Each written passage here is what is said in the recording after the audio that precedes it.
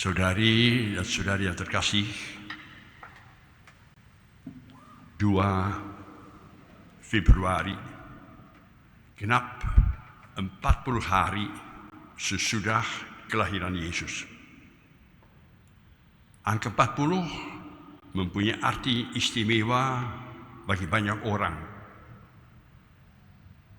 Pernah saya mendengar bahwa anak kecil, bayi, kalau dia sudah 40 hari akan digundulkan, rambutnya akan dipotong. Supaya apa? Supaya rambut yang baru tumbuh berkelimpahan.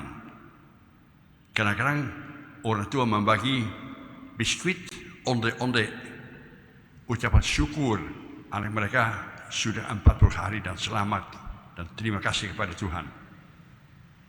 Bagi orang-orang Yahudi, 40 tahun, 40 hari juga mempunyai suatu arti yang penting. Menurut hukum Musa, pada 40 hari, semua yang utama dari buah-buahan, dari tanaman-tanaman, dari hidup manusia, semua yang pertama, yang sulung harus dipersembahkan kepada Allah.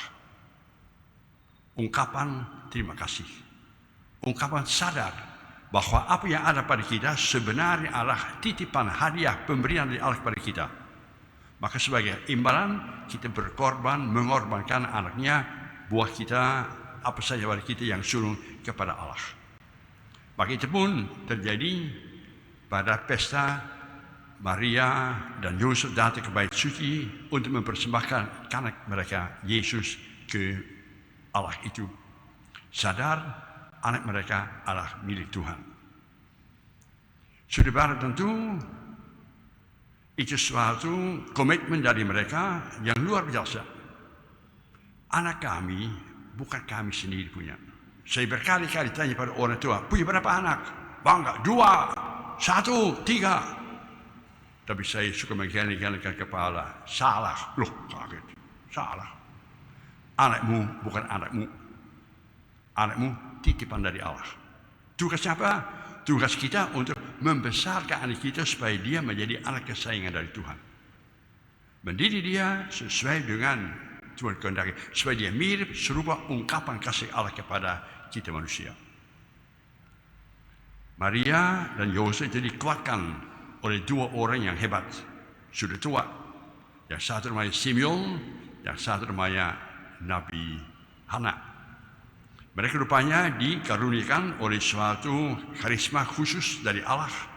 Roh Kudus ada pada mereka, sehingga mereka di antara sekian banyak orang yang datang ke bait suci, mereka tahu siapa kiranya Mesias, siapa kiranya menjadi terang dunia. Dan Simeon bernubuat bahwa anak itu terang dunia, akan menyelamatkan umat manusia, Mesias. Tolong dididik supaya pesan Allah terlaksana pada dirinya. Dan Maria sadar, apalagi diucapkan oleh Simeon, suatu pedang yang tajam akan menembus jantungmu. Tidak gampang mendidik anak itu sesuai dengan kehendak Tuhan. Banyak berkorban, dunia akan melawan. Tambah lagi Hana, seorang janda yang sudah tua, saleh, siang hari, malam hari ada di bait suci. Dia pun menyambut Yesus sebagai terang dunia, Sang Mesias. Dan kita pun pada hari ini diperingati bahwa kita pun menjadi seperti Yesus, anak Yesus menjadi terang dunia. Barangkali kita ingat ketika kita atau kita anak kita dipermandikan, terjadi kelahiran yang baru. Anak kita dipersembahkan kepada Allah. Kita bersyukur kepada Allah. Bukan hanya suatu rutinitas, suatu formalitas, ya, dipermandikan pada usia kecil, bukan persembahan kepada Allah. Kita mendapat lilin. Lilin yang nyalakan pada lilin Paskah. Hendaknya orang tua menjadi terang jalan kebenaran bagi anakmu. Dan hendaknya anak didik supaya dia pada gilirannya menjadi terang bagi sesama manusia. Maka kalau kita hari ini merayakan terang dunia datang, tugas kita adalah jadilah terang bagi anakmu. Didik anakmu dengan baik-baik supaya dia menjadi anak kesayangan Tuhan. Dan supaya kita semuanya menjadi terang bagi sesama manusia yang seringkali merasa kesulitan, kegelapan dalam hidupnya. Semoga demikian terang dunia semakin menyala di dunia kita yang jahat, yang kacau, yang gelisah, yang mengkhawatirkan itu. Semoga demikian.